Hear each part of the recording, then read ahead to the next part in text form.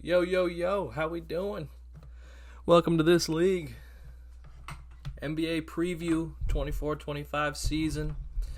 This is our last divisional preview. My name's JD. We have the Central Division for you today. I hope you guys have been enjoying the other ones. The season starts in a few days now, Tuesday, so if you want to hear my thoughts on the rest of the league, go check out the other episodes, man. I covered every single division. This is the final one, and it is pretty exciting one. Somewhat chaotic last year. The Central Division, we got the Bucks, the Cavs, the Pacers, the Bulls, and the Pistons. So a lot to unpack here, but we're going to get started. So, starting off with the Milwaukee Bucks, finished first in the division at 49-33, third in the East, and lost to the Pacers in the first round last year. The Pacers had their number all year. The Bucks might have won a game or two, but the Pacers had their number. And it was kind of a messy year for the Bucks. Switched coaches mid-season, picked up Doc, and when that happens, you just got to chalk the whole season. Chalk the whole season. And they were good enough to make the playoffs, but hired up Doc Rivers and lost in the first round. So not much to say other than they set themselves up to get dropped on their head. Additions this year, they added Gary Trent Jr., who played with Dame previously in Portland. They added Taurean Prince, DeLon Wright, and then their rookies, A.J. Johnson, who I love him, and Tyler Smith. They lost Malik Beasley, Pat Bev, Jay Crowder, Danilo Gallinari, and Thanasis. How will that affect Giannis? Who knows? I think Giannis will be just fine, but they don't have Thanasis. So we can all stop focusing on Thanasis and focus on the team and how potentially mid they might be. I don't want to get ahead of myself here, but health and age are nothing to look over, man. The league is changing. The league is adjusting, and the Bucks are sending it once more with Dame, Chris Middleton, Giannis, and Brook, and then I looks like Gary Trent Jr. will step into that starting role. I like Gary Trent Jr. I think he's a good competitive player, can shoot the ball. The depth pieces that they added were pretty awesome, honestly. Gary Trent, Taurean Prince matches that vibe that the Bucks have of just a tough team. Giannis run it down the middle, inside zone. Fucking fullback dive, halfback dive, whatever you want to call it, just straight into your team's chest. Toughness. Taurean Prince can do that. And Taurean Prince is you could do worse. All health considered, if all things considered, if health becomes an issue with Middleton again, Taurean Prince replacing him, you could do worse. You could do way worse. Trent or Lillard and Antetokounmpo are going to do most of the scoring. Brook Lopez has to step up in that department, but if you look at the three players that they added, the three vets, Gary Trent Jr., Taurean Prince, and DeLon Wright, they shot a combined 39.2% from three last season, so they add that shooting when Giannis does go fucking Derrick Henry on teams and teams fucking collapse. They got some guys who can knock down some threes. They, hopefully, with health, are going to be a much more stable team, but there's kind of this sense of impending doom rolling out the same cast while the rest of the East got better. The Knicks got better, adding Cat. The Sixers got better, adding PG. The Celtics will not take a step down. They actually just dropped Lonnie Walker today, who I thought was going to be a pretty good bench piece for them, but I guess they don't think so. They might like what they're seeing from like Jordan Walsh, or maybe they have out their eyes on a trade or something. I don't know. Or they're just going to fucking let Tatum and Brown play 48 and say fuck it, which is like not the worst idea. But yeah, the Magic hopefully will take a leap. And then the Pacers, who fucked them up all last year, are a great team. We'll get to them in a second, but there's this sense of impending doom around them. They did finish third in the East. I don't expect them to make too much of a drop or a jump at all. It should be more or less a similar season. When Dame and Giannis are your guys, you are going to win games. Dame, I hope he has a great year. I really do. One of the best dudes out there in the league. One of the biggest gamers in the league. Clutch. And he came into last season out of shape as hell. I think Portland and all that drama really got to him. And so if he's fine, things will be fine. Giannis, hope he stays healthy. The league's better when he's in it. The left leg is all fucked up, but he ain't heard no bell. Neither is Dame. Giannis is one of those guys who I'm just he's so good, but he's almost too good because it's a threat to my Suns. If this is your first time here, Suns fan, I just watched Arizona State get dummied. Haven't even showered today. It's Saturday. And that's disappointing. But there's a little bit of a bitter taste in my mouth, I suppose, from that finals with him. And yeah, but bias aside, the dude's awesome and great for the league. So, but other than that, I think it's just that we might have a mediocre season on our hands with this team, man. Dame and Giannis will lead them to the playoffs. There's no question about that. But I just don't see them as a threat. So with all of these, I am if it's a rebuilding team, there's a rebuilding team tier for me, the way that I'm previewing these teams. There is the championship teams, and then these middle teams, they might be fun to watch, but I don't really care about them that much. This team, I don't even know if they'll be that fun to watch, other than Dame going off for 40 and hitting 5 half-court threes. But I'm not that excited about them, and that's that. But moving along here, the Cavaliers finished 48-34, good for second in the division, fourth in the East. So 2 teams from this division in the top 6. The Pacers were as well, actually, so 3. They have a new coach, Kenny Atkinson, moved on from J.B. Bickerstaff. J.B. Bickerstaff's a good coach, good dude. I like him, but I think honestly it was time. This is another kind of middle of the pack team.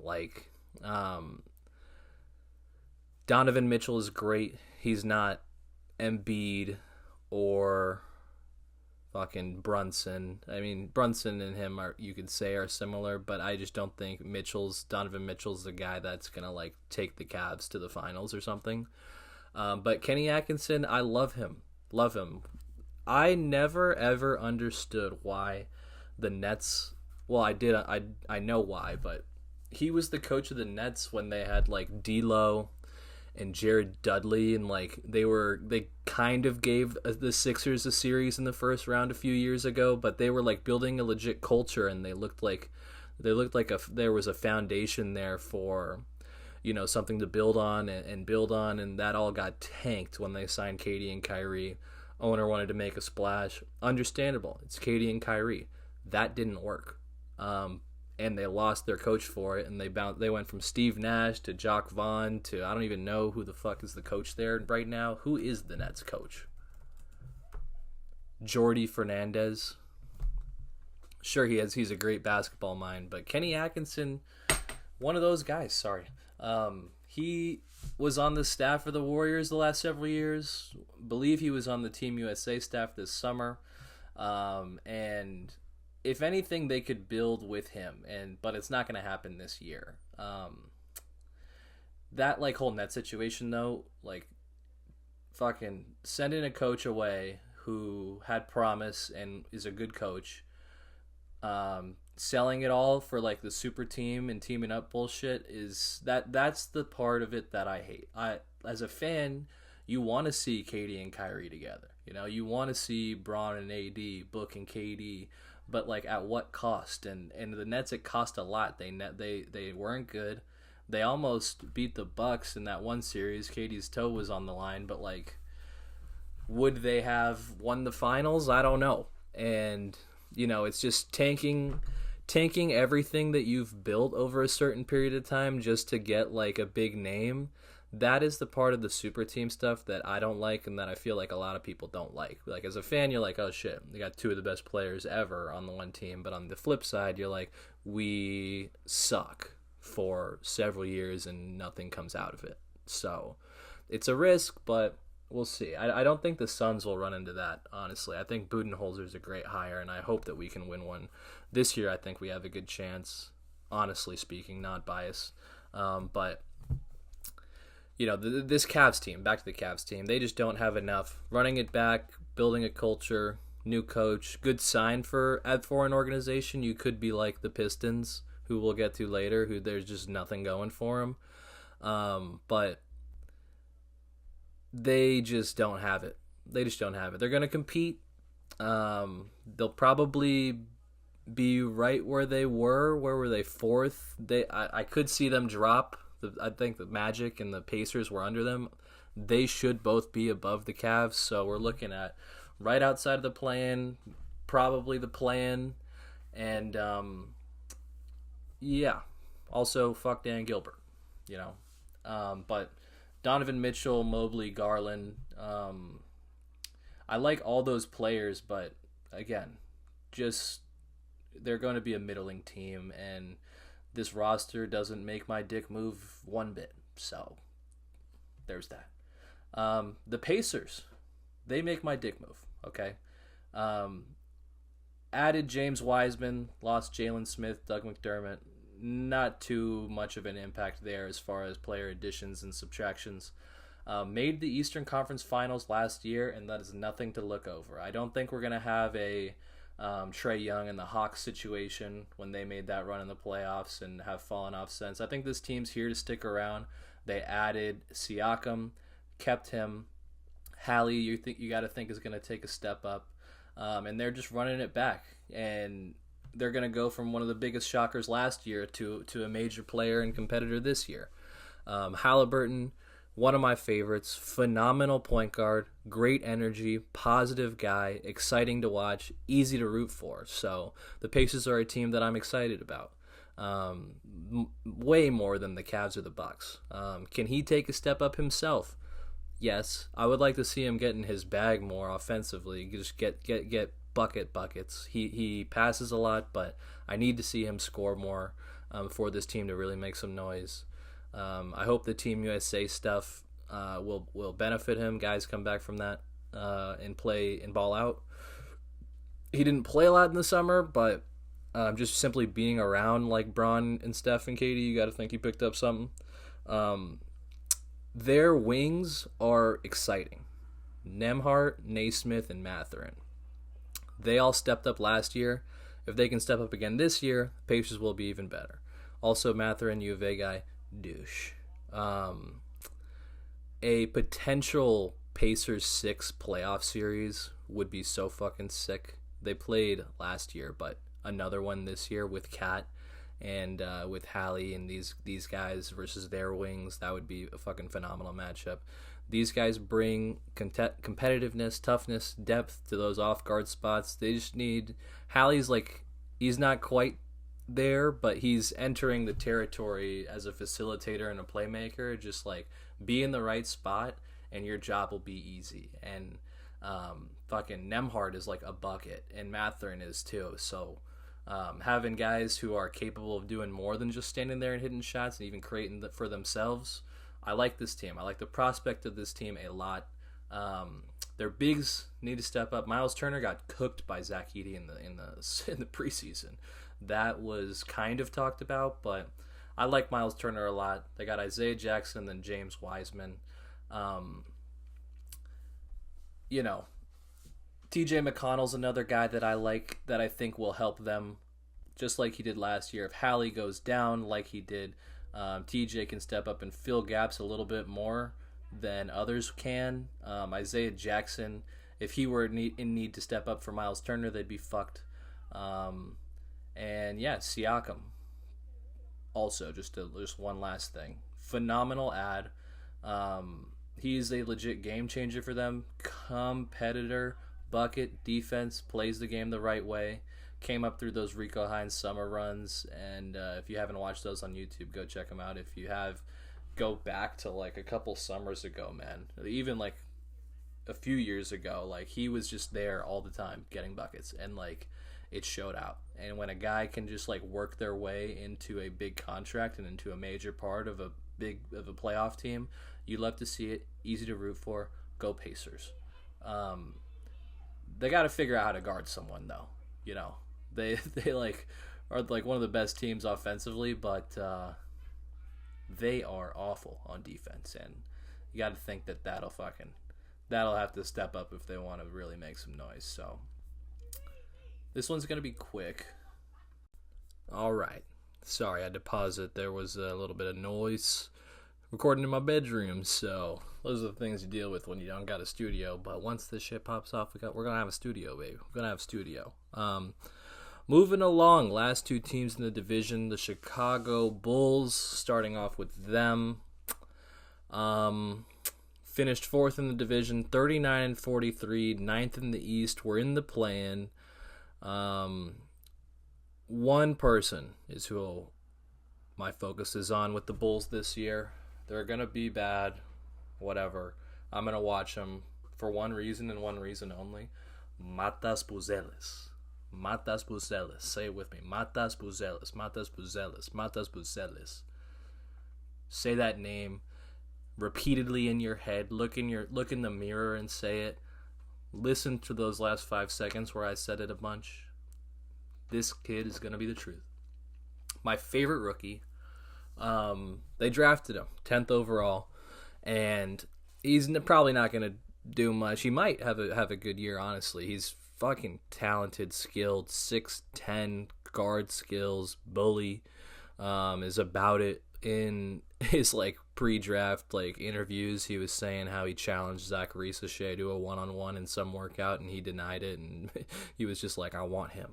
He's just like, he's got that craziness to him that I think will serve him well long-term in this league, and so I love him. Matas BUZELIS, shout out to you. Need the jersey. Other people, though, other things, so they lost DeMar, Alex Caruso, Drummond, Javonte Green.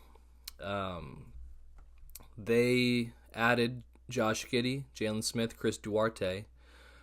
Taylor Horton-Tucker just made the last spot on the roster they announced today, and then Matas BUZELIS. But losing DeMar and Caruso means that this team is finally kind of like they were a middling team for forever, and you had a little hope with DeMar, Levine, Vooch, but Caruso, but that never came to fruition. And losing DeMar and Caruso means they're finally, at least a little bit, partially committed to the rebuild in the tank. Never thought I'd see the day. The Bulls are a team that are always just in the middle. You know, I don't think I've ever seen them tank. And it's been a fucking while since they've been one of the top teams in the league. I hope they return to that one at some point in time in my lifetime. You know, I say partial rebuild because they picked up these young dudes, sold DeMar or got rid of DeMar and Caruso, or didn't sign them or whatever. But partial rebuild because they still got Vooch and Levine. If Levine plays well, I could see like them trading him. There was a point though when they were trying to trade him and no one fucking wanted him, which is crazy. I'm rooting for him though. I hope that changes, and I hope a team needs him and they go for it, and Chicago can get a draft pick or some more young guys out of it and just build from there, because I do like Kobe White. They got Lonzo back, which is huge, but I'll talk about him more in a second. But Kobe White, like Io, the kid from Illinois, and then Giddey and Matas, like there are teams with worse young cores, and so that one's still got a lot to prove. There might not be a team with a worse young core, but I like all of those players. So they're just gonna be turn them on League Pass and fucking just see how those kids are growing throughout the year. Levine still has 3 years on his deal though, so hopefully someone takes him. Vucevic, praying for the guy. Giddey, I hope he gets back to who he is. Last year was a mess, probably because of the off the court shit. Mentally was like whatever, but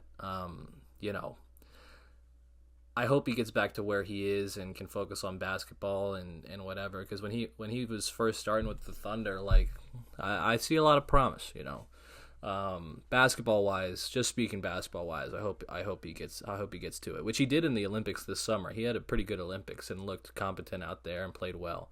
But Lonzo, man, played his first game back the other day. I hope he gets back to where he's supposed to be. One of my favorite prospects, college players, high school players. Has games, 6'6" point guard, but fuck, man, I don't know. I just need to see him healthy and see him back there. But the Bulls not going to be the worst. They're just going to be bad. So it's a rebuild. They better commit to it and do it right and do right by my boy Matas BUZELIS, bro. So there's that. The Pistons are the last team, last in the East, 14-68, record for most consecutive losses, last in the division, obviously. Hired J.B. Bickerstaff as their new coach, dropped Monty. That was sad to see. I like Monty, but just a complete re-scratch after the complete re-scratch, and it's sad. It's sad, but they add some veterans who will make them better than they were last year. At least you hope. Malik Beasley, Tim Hardaway Jr., Tobias Harris, Wendell Moore Jr., Paul Reed, B-Ball Paul. Are those guys needle movers? No. Are they bench guys on good teams? Yeah. But you just gotta just fucking chalk it. What is Tobias Harris' contract that he got? He got a 2-year, $52 million deal. The best bag chaser in a while. And happy for him. Happy for his family.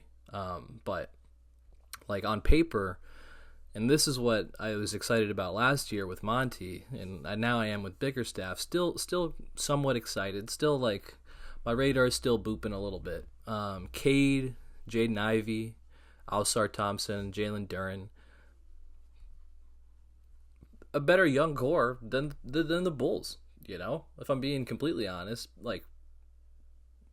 potentially.